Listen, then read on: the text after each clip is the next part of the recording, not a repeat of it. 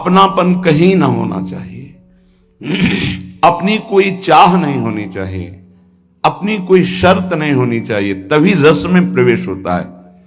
यहां बहुत सी हमारी मांगे हैं, इसके कारण हमारे हृदय में वृंदावन में रहते हुए रस की बात सुनते हुए भी रस जागृत नहीं हो पाता।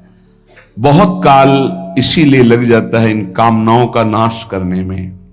सच्ची मानिए, यदि विवेक पूर्वक आश्रित हो जाओ तो ये कामनाएं भी नष्ट हो जाएंगी, क्योंकि ऐसा घेरा कृपा सिंधु प्रभु कर देंगे कि आप विषय सेवन कर ही नहीं पाएंगे। जैसे छोटा बच्चा संसार की किसी वस्तु को चाहने लगता है तो मां उसको झटक देती है, उसको भय दिखाती, नहीं ये नहीं खाना, ये नहीं देखना। ऐसे मेरे प्रभु हैं। हम लोगों का स्वभाव उनके ज्ञान समुद्र के आगे छोटे बच्चे जैसा है। जैसे बच्चे खिलौनों में आकर्षित होते हैं, ऐसे माया के रचे हुए विविध खिलौनों में पूरा का पूरा जीवन बर्बाद कर देते हैं।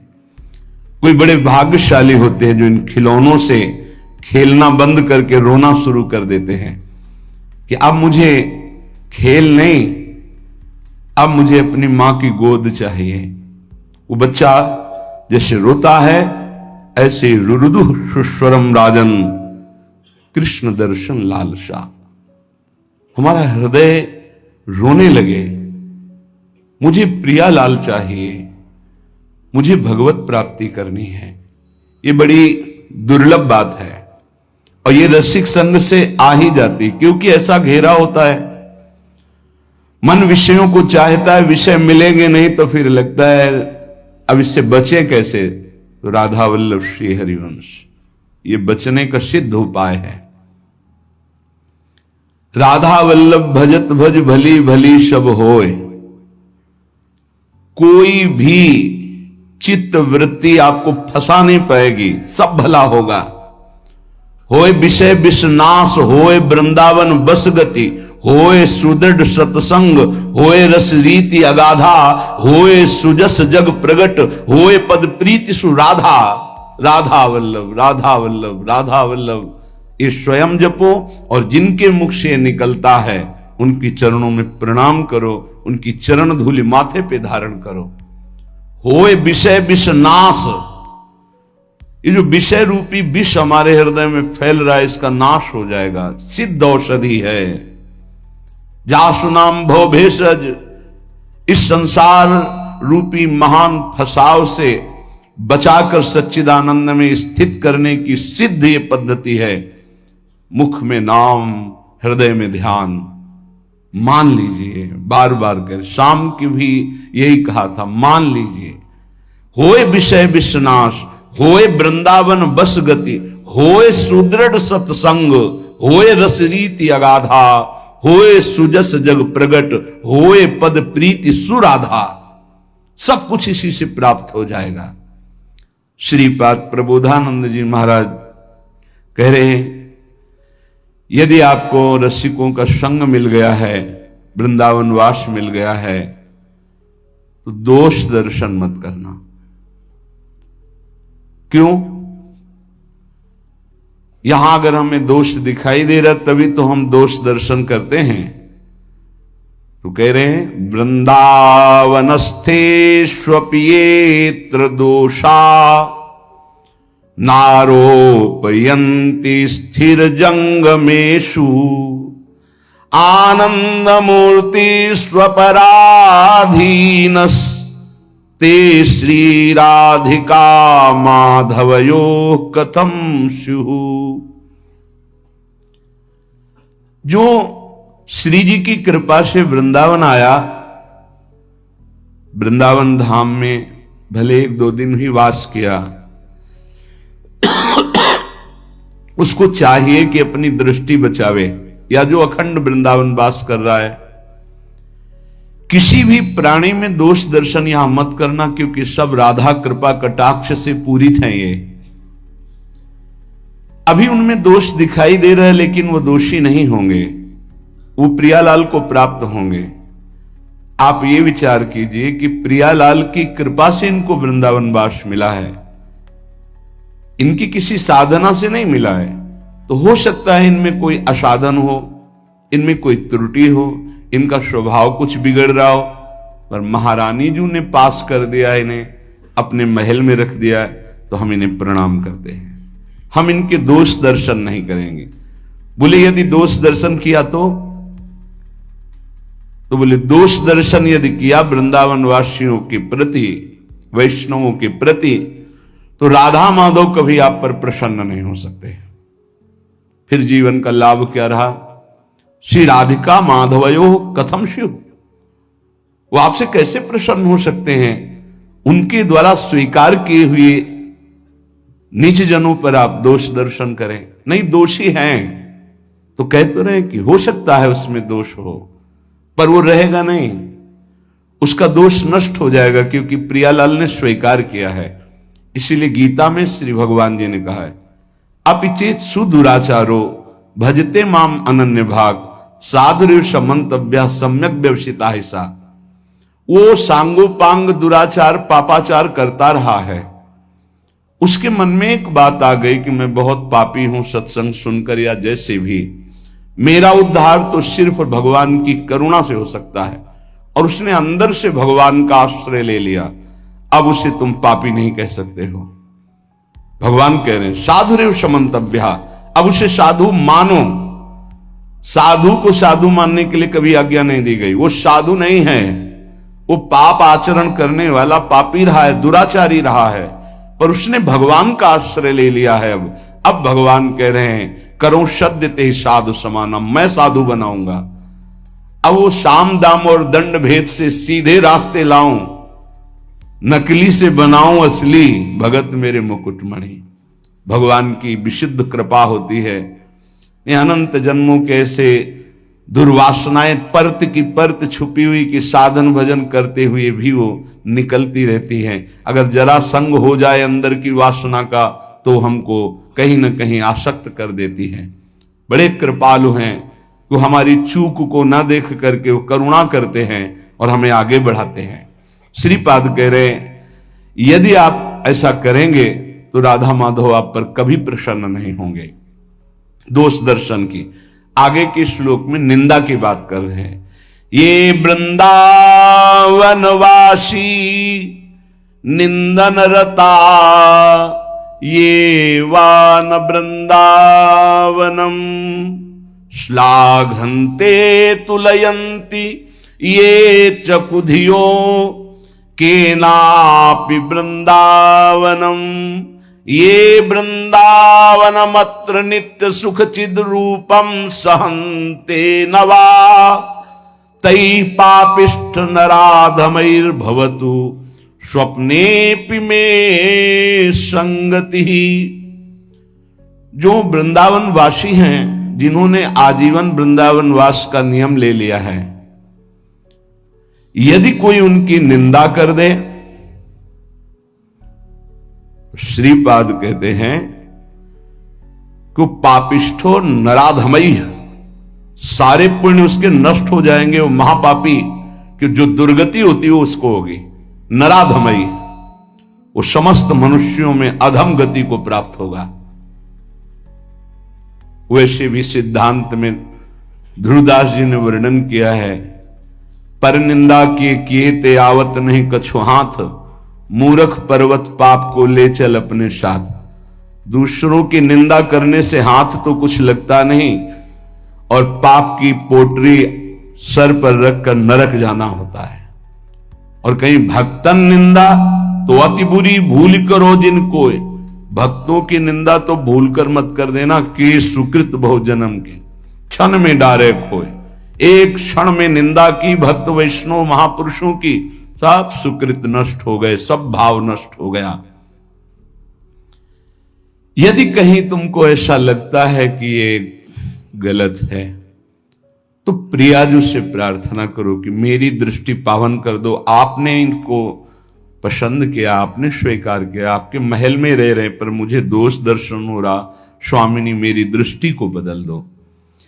श्री वृंदावन के वास करने वाले की पूरी की पूरी जिम्मेवारी प्रिया प्रीतम ले लेते हैं, तो परम बंदनीय और प्रशंसनीय हो जाते हैं।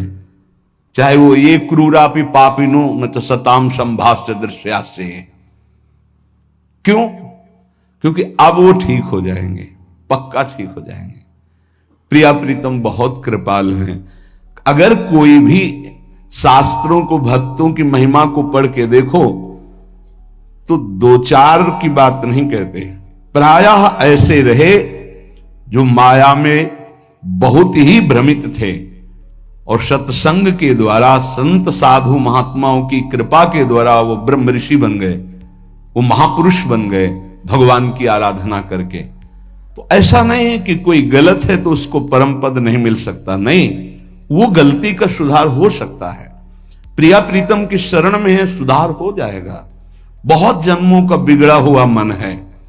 जो मंदबुद्धि वैष्णव जनों की, कहीं के भी वैष्णव हो, चाहे गृहस्थ हो चाहे विरक्त हो, यदि भगवत आराधन परायण है, कभी भी उसकी छिद्रान्वेषण वृत्ति से दोष दर्शन न करे।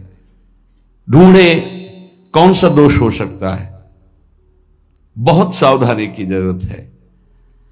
आपका चिंतन आपकी स्थिति से हो रहा है, उनका व्यवहार चिंतन उनकी स्थिति से हो रहा है। तो किसी की स्थिति में जब तक अपनी स्थिति नहीं मिलाओगे तब तक स्थिति का पता नहीं चलेगा। तो ये तो तुम्हें पता है नहीं कि अंतःकरण तदात्म किया, उसकी स्थिति में पहुंचे और बात जान ली। तुम तो केवल देह भाव में स्थित हो, तो देह भाव के अनुसार यदि किसी वैष्णव की, किसी भगत की, किसी बाहरी चेष्टा पर, बड़े बड़े महापुरुषों की बड़े विचित्र लीलाएं होती हैं, उनको समझ पाना बड़ा कठिन है। सत्संग हो रहा है, बीच सत्संग में सत्संग को रोक दिया श्री रामकृष्ण परमहंस जी, और लाओ वो ये पकोड़ा। विवेकानंद जी ने प्रार्थना की कि प्रभु, सत्संग में बीच में कई लोगों की श्रद्धा बिगड़ सकती है। ऐसे भाव में उनकी, तो उन्होंने कहा कि शरीर रजोगुण से चलता है, यदि रजोगुण न धारण करे तो अभी शरीर छूट जाए। जिस दिन मैं ना मांगू उस दिन जान जाना कि शरीर छूट जाएगा। एक दिन ऐसा ही हुआ, कुछ नहीं मांगा, सबको भय लग गया और शरीर पूरा हो गया। महापुरुषों की क्या लीलाएं हैं, अपने समझ के बाहर हैं। अपने को तो सिर्फ अपने हृदय को देखना है। और श्री वृंदावन की तुलना, समानता अगर कोई इस भौम में किसी परम धाम से करे तो वो सच्चिदानंद मयत्व महाप्रेम में वृंदावन धाम की अवहेलना करता है। जैसे कोई आते हैं बाहर से, बोले हम जान लेते हो वृंदावन ही है। किसी भी पवित्र स्थान को लेकर वृंदावन की समानता में सिर्फ वृंदावन है। बोलो त्रिभुवन में ऐसा कौन सा स्थान जहां इतने ठाकुर विराजमान हो, इतने शालिग्राम भगवान विराजमान हो, इतने श्रीमद् भागवत विराजमान हो, इतने महाभागवत भक्त विराजमान हो, इतनी जगह अखंड नाम कीर्तन होता हो, इतनी जगह हजारों वैष्णव नाम जप कर रहे हो। ये तो बाहरी बात हुई, और अंतर में जितने सिद्धाचार्य महापुरुष सब यहीं विराजमान है। स्वयं प्रिया प्रीतम यहां विराजमान है। दिव्य लीलाएं उनकी निरंतर यहां चल रही। यहां की समानता सिर्फ वृंदावन ही कर सकता है। वृंदावन की समानता सिर्फ वृंदावन, प्रिया प्रीतम की समानता सिर्फ प्रिया प्रीतम, दूसरा कोई नहीं, अद्वितीय है। आगे की बात साधक के लिए कह रहे हैं। पहले में कहा दोष दर्शन नहीं करना, दूसरे में कहा निंदा नहीं करना। यदि निंदा करोगे तो पापिष्ठ नराधम दुर्गति को प्राप्त होगे, पक्की बात है। कई ऐसे साधक आते हैं कि हमारा सब कुछ लुट गया, पता नहीं क्यों भजन नहीं हो रहा। आपने कोई वैष्णव अपराध किया है। आप ध्यान दीजिएगा, आपके भजन में विक्षेप पड़ जाए और घंटा 2 घंटा 4 घंटा यदि भजन में विक्षेप रहे तो ये जानना कि गुण धर्म से ये विक्षेप पड़ रहा है। रजोगुण तमोगुण आ गया है इसलिए विक्षेप पड़ रहा है। इसमें कोई चिंता की बात नहीं, गुण धर्म का परिवर्तन होगा, फिर सही भजन होने लगेगा। कबहू तो थोरो भजन कबहू होत विशाल, मन को धीरज छुटे नहीं, गाय न दूजी चाल। दूसरा, यदि 2 दिन 3 दिन आपका भजन में रुचि नहीं लग रही, तो जान लीजिए भोजन का दोष हो गया है। कोई ऐसा भोजन जो अधर्म की कमाई का है, वो आपको विक्षेप पहुंचा रहा है, वो 2-3 दिन में जलकर समाप्त हो जाएगा, क्योंकि आप भजन की चेष्टा कर रहे हैं, आपके अंदर पश्चाताप होगा, क्या बात है भजन क्यों नहीं हो रहा। तीसरा, यदि कई दिन तक भजन में विक्षेप पड़ रहा है तो फिर दूसरा कोई कारण नहीं हो सकता, वैष्णव अपराध बन गया। कोई न कोई वैष्णव अपराध बन गया, उसको खोजिए और तत्काल क्षमा याचना कीजिए, नहीं तो ये लंबा खिंचता ही चला जाएगा जब तक प्रायश्चित नहीं होगा। ये वैष्णव अपराध भजन को रोक देता है, भजन की वृत्ति ही नहीं उदय होने देता है, इसलिए सावधान।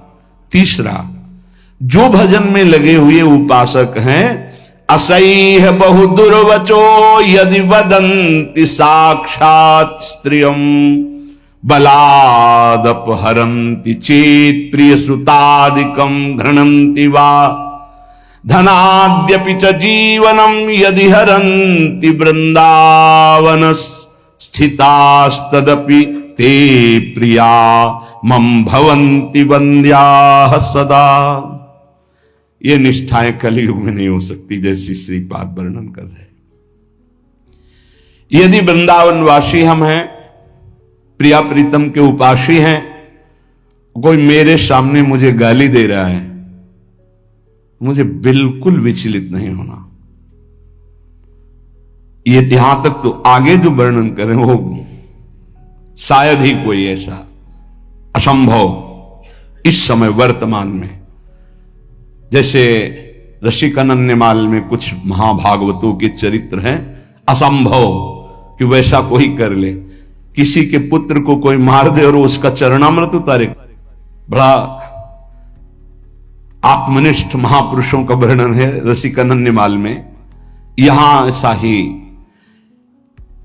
कोई असह्य दुर्वचन गाली मुझे दे, मैं वृंदावन का आश्रय प्रिया प्रीतम कर लियूं तो मेरा कर्तव्य है सह जाना। यद्यपि ये भी कठिन, पर ये सह सकते हैं। लेकिन आगे जो लिखा है कैसे उसका वर्णन करें।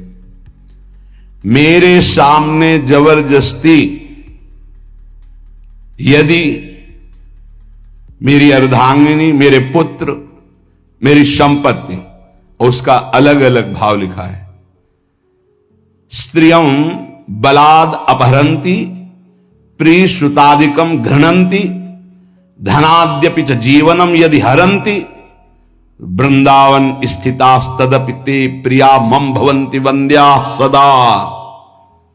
गजब की बात है, गजब की है। कोई भगवान ही हृदय में आके बैठ जाए उस भक्त के, तो ये बात हो सकती है।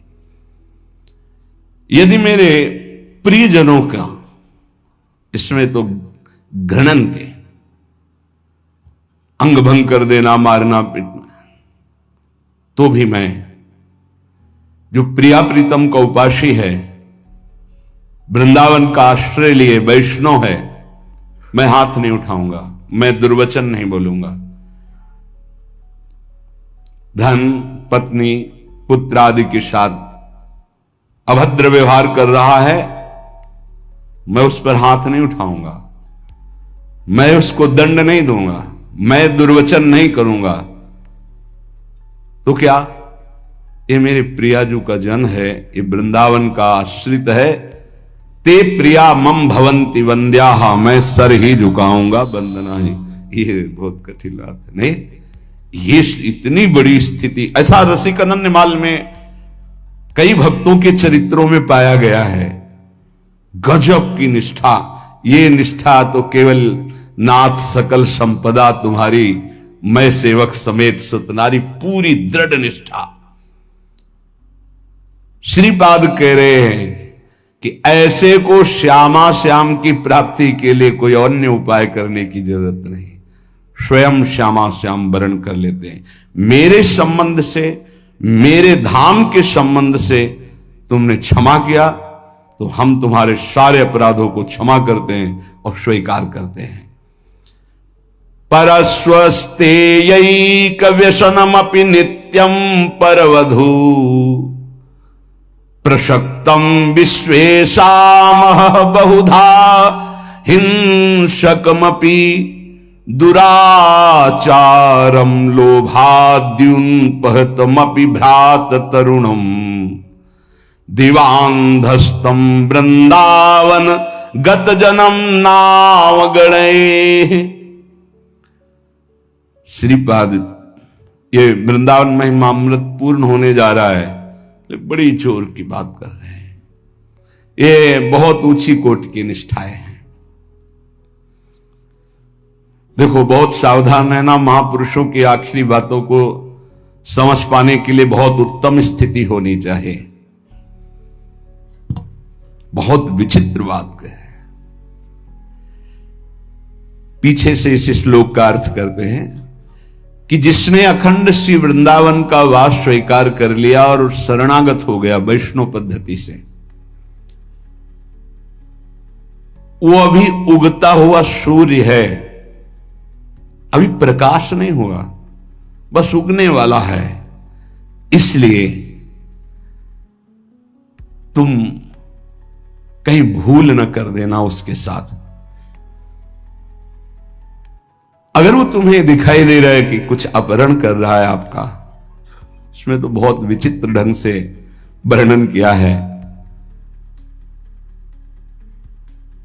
उस शब्द की क्षमता नहीं, इसलिए उसकी व्याख्या नहीं करते हैं। क्योंकि अगर बुद्धि उस स्थिति में नहीं है तो लगेगा महापुरुष ऐसा क्यों बोल रहे हैं।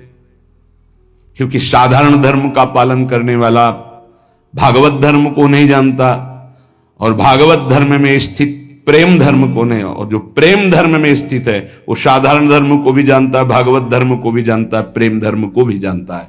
ये प्रेम धर्म में स्थित महापुरुष हैं जो पूर्ण भगवद आश्रित है। ऐसे ही महापुरुषों ने भगवान को दिखा दिया है कि ये जीवन आपका है, ये जीवन आपका है। आरा चलवा दिया भगवान ने तो आह नहीं निकली। ये 22 बाजारों में मार कोड़े खाल खींच ली गई, हरि बोल के सिवा एक शब्द नहीं निकला। ये उच्च कोटि के कारक महापुरुष हैं। अपने लोग सुनकर भयभीत हो जाएंगे कि ऐसी क्या, बहुत इसका कैसे अर्थ करें। इसकी स्थिति तो दिव्य महापुरुषों की जब तक स्थिति नहीं होगी तब तक इन शब्दों को नहीं समझ पाओगे जो इसमें। उदित बाल सूर्य समस्त अंधकार का जैसे नाश कर देता है, ऐसे प्रिया प्रीतम की शरणागति में है, वृंदावन वासी है। अब उदय होने वाला है उसके ऊपर ज्ञान प्रकाश, प्रेम प्रकाश। अब उसको आप निंदनीय मत समझिए, किसी समय कृपा हो जाएगी और वो महापुरुषों की वंदनीय स्थिति को प्राप्त हो जाएगा, क्योंकि श्यामा श्याम का है। जैसे बहुत रफ्तार से गाड़ी चल रही है, उसको एकदम ब्रेक मारो तो भी घसीट ही जाएगी। ऐसे ही शरणागति का कुछ होता है। बहुत जन्मों से रफ्तार से गाड़ी भोगों में चल रही है, ब्रेक मारते मारते वो फिसल ही जाता है। जैसे एक बहुत 100-200 वर्ष का पुराना वृक्ष आंधी से जड़ से उखड़ जाए तो महीनों हरा भरा दूर से दिखाई देता है, यद्यपि उसकी जड़ खत्म हो गई। ऐसे शरणागत श्यामा श्याम का हुआ तो यद्यपि संसार बंधन खत्म हो चुका है, पर काफी दिन तक आपको दिखाई दे सकता है कि संसारी है, इसमें कुछ लक्षण संसारी है। वो तुम्हारा सर्वस्व अपहरण करने वाला हो, अब आगे तो कितनी बड़ी बात है, बहुत बड़ी बातें लिख रहे हैं महापुरुष हैं। नित्यम परवधु प्रशक्तम विशेषा महाबहुधा हिंसक मपि दुराचारम लोभाद्युन पहत मपि भ्रात तरुणम। पर वृंदावन गत जन्म नवागणे। मैं नमन करता हूं, उनकी गणना हम दुराचारियों में नहीं करेंगे, क्योंकि प्रिया प्रीतम की शरण में हो गए, ये परम पद के अधिकारी होंगे। आंतरिक बात कि हमें यह देखना है कि ये प्रभु के जन हो चुके हैं, आज नहीं तो कल इनका सुधार निश्चित हो जाएगा। इसमें दो बातें हैं। एक है जो हमारे हृदय की अनंत वासनाएं हैं, प्रभु के द्वारा ही उनका सर्वनाश होगा, कोई चाहे जितनी बढ़कर बात करे, अपने बल से निर्विकार पूर्ण रूप से हो ही नहीं सकता। ये तो कृपा से होता है। अब कृपा हो गई, कहां भोगों में फंसा जीव संसार का, प्रभु की शरण में आया।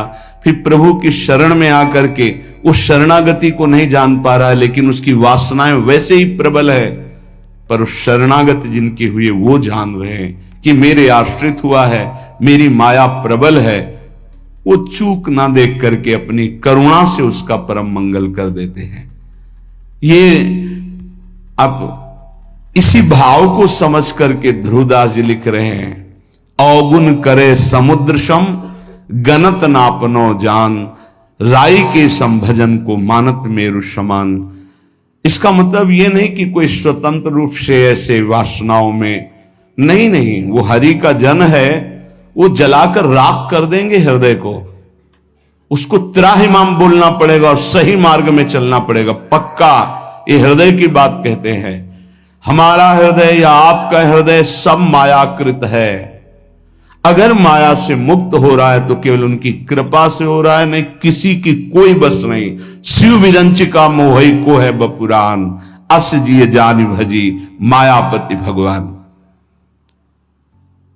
अगर उपासक बहुत पापाचरण किए हैं, अब उपासना में रत है, तो कुछ उसकी ऐसी बातें होती हैं जिनका सुधार होना होता है, क्योंकि वो सिद्ध पुरुष नहीं है। हमें चाहिए कि अगर हमें दोष दर्शन होता है तो हम नमन करते हैं, भगवान जिन्होंने आपको शरण में लिया वही आपको शुद्ध करेंगे, जो हमें शुद्ध कर रहे हैं वही आपको शुद्ध करेंगे। हम भगवान से प्रार्थना करें कि जो साधक में दोष है उसको ऊपर कृपा करके उठावें कि दोष उसे छू न पावे, और हम पर कृपा करें कि हम दोष दर्शन न कर पावें, और हम नाम जप करें। जब कोई नाम का आश्रय ले लेता है तो चाहे जितना उससे अपराध बन गया हो, हमारे शास्त्र कहते, ध्यान से सुनना, पापानलस्य दीप्तस्य मा कुर्वन्तु भयं नराः, गोविंद नाम मेघौघैर् नश्यते नीरबिंदुभिः। इतना पाप किया कि पापाग्नि उसको भस्म कर देती, नष्ट कर देती है। पाप का ऐसा प्रभाव है, विध्वंस कर देता है, पूरे के पूरे साम्राज्य को नष्ट कर देता है। न उसका लौकिक रहने देता है, न पारलौकिक कुछ रहने देता, सब नष्ट कर देता है। ये पाप बड़ा भयावह है, जिसे लोग अज्ञान के कारण सुख समझकर भोगते हैं धर्म विरुद्ध, उसे पाप कहते हैं। धर्म का स्वरूप क्या है? जो शास्त्र कहता है कि करो उसे धर्म कहते हैं, जिसे कहता ना करो उसी को पाप कहते हैं। तो प्रायः जो भगवान का आश्रय नहीं लिए, सत्संग नहीं सुनते, नाम जप नहीं करते, तो पाप से नहीं बच सकते। जैसे लोग कहते हैं मैं भजन नहीं करता, अपना काम धंधा करता हूं, क्या भगवान की जरूरत है? तुम जान ही नहीं पाओगे, तुमसे अपराध बनते जाएंगे, पाप बनते जाएंगे, क्योंकि जो जानने वाली बुद्धि है वो नाम जप से प्रकाशित होती है। देहु कृपा करी बुद्धि प्रकाश, तो जस बरनो हरिवंश विलास। जब हम नाम जप करते हैं तो प्रभु कृपा करके हमारी बुद्धि में ज्ञान का प्रकाश देते, तब समझ में आता है कि हाय मेरे से कितने पाप हो गए, कितनी गलतियां हो गई, पर दीन बंधु पतित पावन प्रभु आपका ही भरोसा है। और नाम जप कर रहे तो बोले जो पापाग्नि उसे भस्म कर देती, उसके लोक परलोक सब जला देती।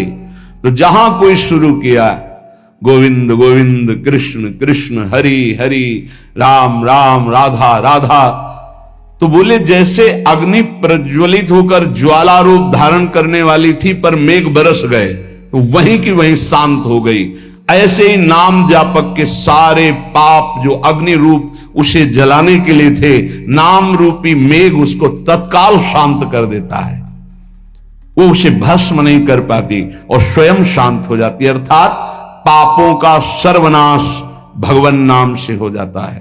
पर धैर्य पूर्वक जपते रहो, चाहे जितनी विपत्ति आवे, नाम मत छोड़ना। तुमको ऐसे लोग भी कहने वाले मिलेंगे कि जब से तुमने भक्ति शुरू की, नाम जब शुरू किया, देखा तुम्हारा अमंगल हो गया। सच्ची मानिए, अनंत जन्मों के पापों का शमन हो रहा है, तुम्हारा मंगल नहीं हो सकता। कल एकांतिक में कहा था, जैसे भगवान की सामर्थ्य नहीं कि किसी का मंगल कर सके क्योंकि वो मंगल भवन है, ऐसे ही परम मंगल में भगवान का नाम, जिसकी जिह्वा पे नाम है तो नाम जपत मंगल दिश दशहु, दसों दिशा में उसका मंगल होगा।